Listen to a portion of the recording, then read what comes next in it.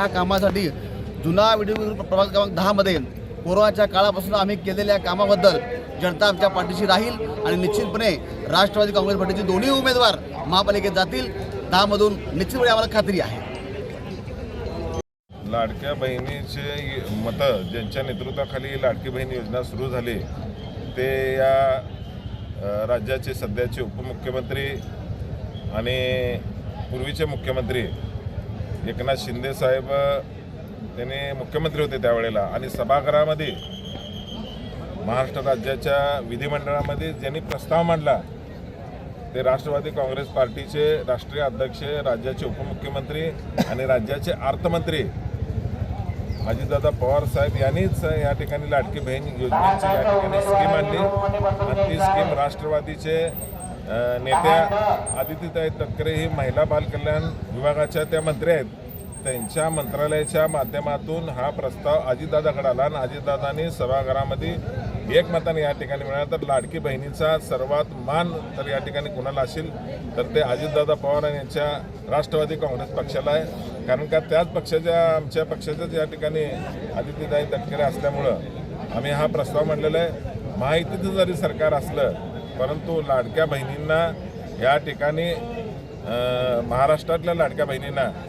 खुश ठेवण्यासाठी जे अजितदादांनी जी स्कीम आणली त्या स्कीम या ठिकाणी आज एवढी लोकप्रिय झालेली आहे, त्यामुळे अजितदादा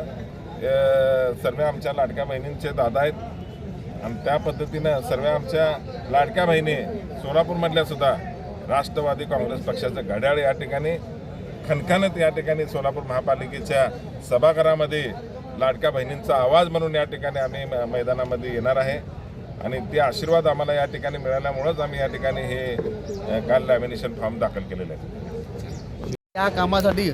जुना व्हिडिओ प्रभाग क्रमांक 10 मध्ये कोरोनाच्या काळापासून आम्ही केलेल्या कामाबद्दल जनता आमच्या पाठीशी राहील आणि निश्चितपणे राष्ट्रवादी काँग्रेस पार्टीचे दोन्ही उमेदवार महापालिकेत जातील। 10 मधून निश्चितपणे आम्हाला खात्री आहे।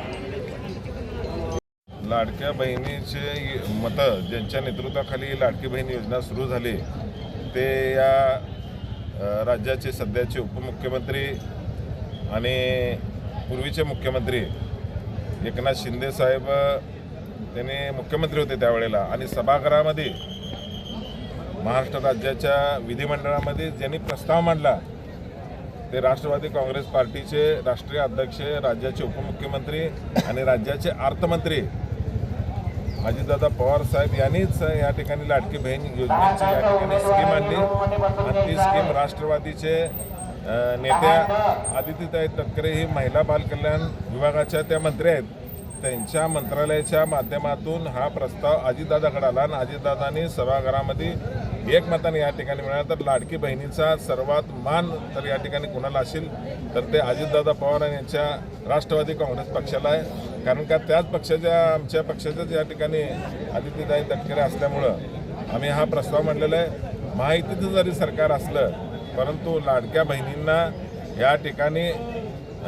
महाराष्ट्रातल्या लाडक्या बहिणींना खुश ठेवण्यासाठी जे अजितदादांनी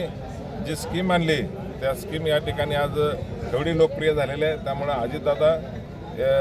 सर्व आमच्या लाडक्या बहिणींचे दादा आहेत आणि त्या पद्धतीनं सर्व आमच्या लाडक्या बहिणी सोलापूरमधल्या सुद्धा राष्ट्रवादी काँग्रेस पक्षाचं घड्याळ या ठिकाणी खणखणत या ठिकाणी सोलापूर महापालिकेच्या सभागृहामध्ये लाडक्या बहिणींचा आवाज म्हणून या ठिकाणी आम्ही मैदानामध्ये येणार आहे